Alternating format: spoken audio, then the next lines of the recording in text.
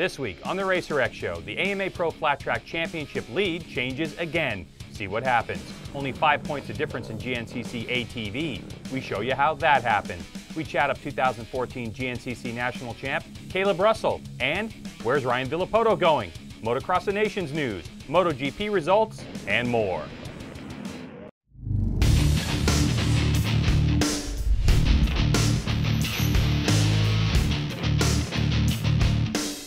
Hello and welcome to the RacerX Show presented by Chaparral Motorsports. I'm Greg. Thanks for joining us here on our racing highlight and news show. A crazy weekend in California for AMA Pro Flat Track. And did the U.S. return to form in Latvia? We have so much great stuff to talk about, so let's get to it. The RacerX Show with Greg White is being presented by Chaparral Motorsports. Visit Chaparral Motorsports online at chapmoto.com. We're going to start you off with AMA Pro Flat Track Racing and round 14 of 15 from the Calistoga Half Mile at Calistoga Speedway in Calistoga, California. Say that 100 times really fast. For the sixth time this season, the championship changed hands. And outgoing champ Brad Baker on the factory Harley-Davidson finally got a win. So, to the highlights we go. Well, let's take you close to the halfway point. Leading the way is number 5, Ramsar Winery's Jake Johnson, his sponsor, the title sponsor of the event. No extra pressure. In second is factory Harley-Davidson's number 1, Brad Baker. And on lap 12 of 25, Baker put the move on Johnson for the lead. All the while, the two duking it out for the title, Rogers Racing Jared Mees on the 9 and number 42 Villa Esparza Crosley Radio's Brian Smith were in 3rd and 4th. But Smith had been smoking like a freight train for the past couple of laps, and the black flag came out. Now he has to pull out of the race or ignore it and possibly a disqualification. Fast forward to the final lap, Baker is on his own for the win. But on the track, Smith beats Mees and Johnson to the checkers. But hold the phone. Because Smith ignored that black flag, he is disqualified from the race results. No points.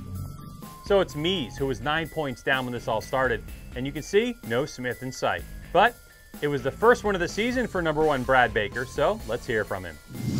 Thank you very much, Barry. I'll tell you what, I needed that, that's for sure. You know, I've been getting tasted a little bit of victory, doing some outlaw racing here lately, and it just kind of sparked me back up and got my confidence back. You know, it's been an up and down season for both me and the team between breaking my arm and just having different problems throughout the year, you know. And we knew we had what it took to do, so just trying to line all the pieces together. Our 6th lead change of the season, and now Mees has 13 over Smith, with Johnson just 3 back from that. 1 more to go. Awesome. Moving on to the pro singles race, this one came down to number 67M, Davis Fisher, and 17J, Jared Vanderkoy.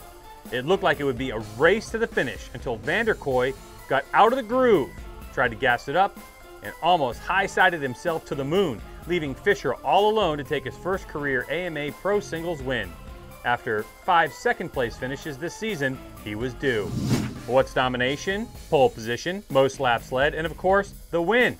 That's how Warren, Oregon's Fisher did that. 6 the difference heading into the final race in Pomona, California in 2 weeks' time. The annual Motocross of Nations was held over the weekend in the Eastern Europe nation of Latvia. And while Team USA were the favorites going into the competition, each of our 3 riders, Ryan Dungey, Eli Tomac, and Jeremy Martin, found themselves on the ground during their respective races. Martin got the worst of it, as the newly crowned Lucas Oil 250 Pro Motocross champion suffered a broken big toe during Saturday's qualifying, then painfully gutted out 2 finishes to help get Team USA on the overall podium. The overall winners were the French team, led by Kawasaki's Gauthier Paulin, who finished first in both motos to lead the French to only their 2nd win in the event's 68-year history. Speaking of Paulin, he's attached to other big motocross news of the day. Despite his epic performance over the weekend, Paulin will now change teams and ride for Honda in 2015. Why? Spoiler alert, spoiler alert. Because it was announced today at the Intermont Motorcycle Show in Cologne, Germany, that 4-time AMA Supercross champion Ryan Villopoto has signed to race at KRT Kawasaki, Gauthier Paulin's old team, in what will likely be his final year of professional racing. Villopoto's still nursing that bum knee that kept him out of the Nationals this summer. He'll move to Europe next spring and race the FIM World Championships, We're still waiting for official word from Monster Energy, the primary backers of the deal, not to mention the FIM World Championships. Good luck to Ryan Villopoto on the big change and bringing home that world title. Oh, and RV Kawasaki's replacement here in the AMA circuit, Davey Millsaps and Will Hahn. Stay tuned for more major news on team changes as soon as midnight tonight. Keep your eye on RacerX Online for even more big news. Oh, it's coming. A crazy MotoGP race happened in Aragon, Spain over the weekend. Rain in the middle of the race opens up pit lane and allows riders to literally jump from one bike with slicks to a second bike with full rain tires. I'm talking feet on the pegs, jump to the next bike onto the pegs and take off. An interesting add to the drama and sprinkle in a bit of history being made. With Movistar Yamaha's Jorge Lorenzo getting his first win of the season, Alicia Spargaro being the first open class bike to make it on the podium, and Cal Crutchlow's first on a Ducati.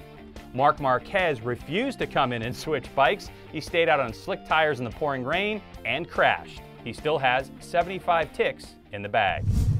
Now it's off to one of my faves, ATVs, where the CarMate Mountain Ridge GNCC made for some exciting racing at the 11th round on the 2014 AMSOIL Grand National Cross Country Series presented by Maxxis.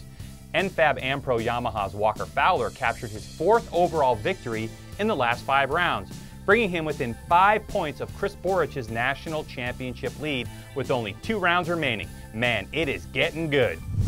As the green flag dropped for the XC1 Pro ATV class, it was RacingPowersports.com CST racer Adam McGill who claimed the $250 Twin Air DeRisi Racing XC1 Hole Shot Award and led the pack into the opening lap of racing. Track conditions were very dusty, so McGill's hole shot gave him an edge on the first lap. But Fowler was close. Later, Fowler would say that he sat back from McGill to avoid the dust each racer was kicking up. Lap 2 drama as Fowler decided to skip his pit stop in order to take the lead from McGill and avoid all that dust, you see. And what about Borich? The points leader was forced to come in for a brief rear brake adjustment in his first pit stop. He'd slip back to 5th. As for Fowler, he made it back to the pits for a successful fuel stop. Then he held on to the lead until the end. Borich was able to salvage a 5th place finish, but the points bleeding continues as Fowler continues his hot streak. The second time this year that a pit strategy has got us the win. Hats off to Adam, because he was riding so well, and it's just same thing. Like, I could barely reel him in. Fowler's recent run of wins has allowed him to make up a substantial amount of points, and now only 5 separate the top 2. Marshall Goings tightened up the XC2 Pro-Am Championship after a big win at the 11th round, bringing himself within 5 points of Cole Richardson. Richardson was forced to stop in the pits to change his air filter. 5 points the difference in both Pro and Pro-Am. The final 2 races are going to be very exciting. Now, last week we showed you highlights from the GNCC motorcycles, where factory FMF KTM's Kailub Russell wrapped up his 2nd national title in a row. And now we welcome him to the RacerX show, all the way from North Carolina. Welcome to the show, Kailub. Congratulations on the championship. Yeah, thanks, man. It's been pretty good, and a great season.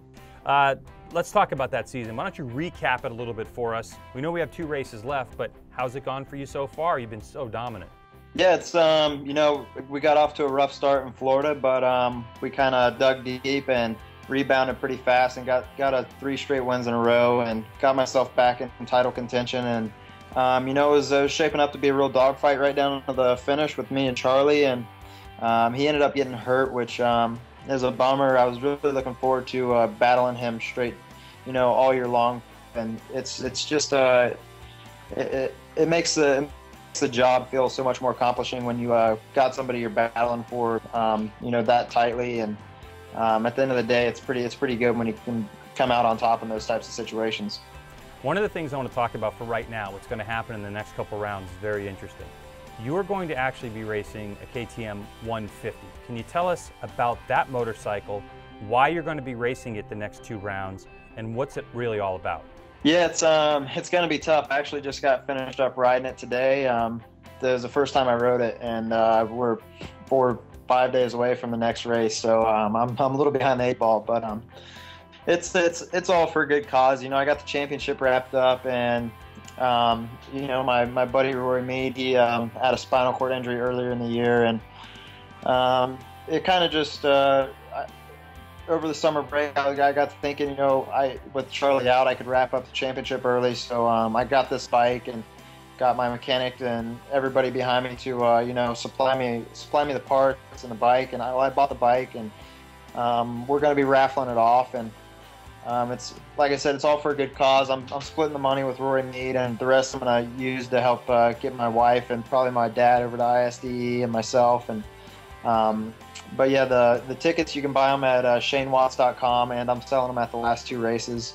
And yeah, it's going to be fun. It's going to be different, and you know, hopefully, you know, I'm not saying I'm going to win on it, but you know, it's definitely capable. I mean, it's been done before, and like it's gonna, the stars might have to align for it to happen, but it's gonna be maybe for a lap or 2, and after that it might just be too much work. Well, it's awesome, man. You're a great friend to Rory for doing that, and quite an ambassador for the sport. And of course, you know, if you do win on that bike, it's going to be worth more. You know, there's going to be more money that's going to charity and to the ISDE. So a little bit of extra pressure for you right there, right? Yeah, for sure. That's, you know, that's the thing. It's going to make it tough to give it away if I win on that thing, because I'm going to want to keep it so bad. But you know, it's pretty sweet, and I've had some awesome sponsors to help me out. Factory Services did the motor for me. My buddy Tony Hall, that thing is pretty fast. Like I said, I just got done riding it today, and it was I was actually pretty pumped on it. So you know, it's shaping up pretty nice. Well, good luck in the next couple races, and of course, we'll have all the highlights right here on the RacerX Show. Thanks for joining us, Kailub. Good luck. Yeah, man. Thank you.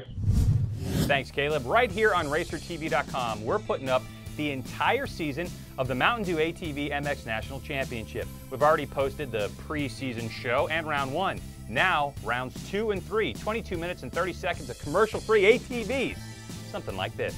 20 got bumped coming out of the gate. He is about mid-pack and runs into the back of the 84 of Thomas Brown, and it's Natali. You can't make the course any wider or you're off the side of the hill. And look, these guys are really tightened up in a huge crash. Thomas Brown and Josh Creamer have come together. Rastrelli and the rest of these guys are going to have to roll through this section. Rocky Mountain ATV MC on board. He's going to get pinched off even though he had the good gate pick. And Chad Wainanen will emerge. These guys are barely able to get over that vision problems.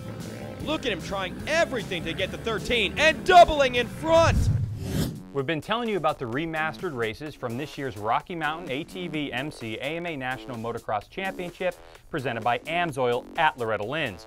We're putting up 14 races a week for 4 weeks. And right now, here on RacerTV.com, we've put up another 14 races. And the action looks something like this.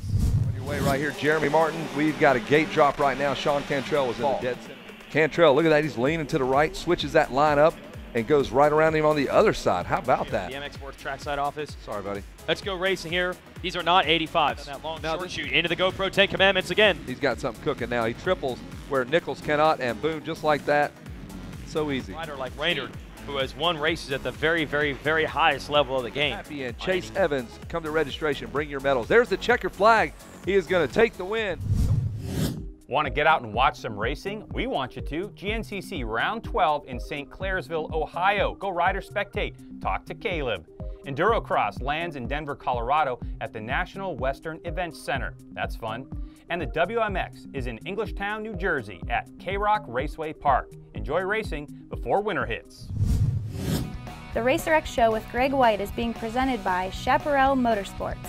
Visit Chaparral Motorsports online at chapmoto.com. Well, it's all the time we have for now. If you want to get in touch with me, shoot me an email, greg@racertv.com. We hope you enjoyed it. We certainly did. Make sure you check out all of our social media links on Twitter and Instagram. It's at RacerX Show. On YouTube, if you want to follow us, it's the RacerX Show.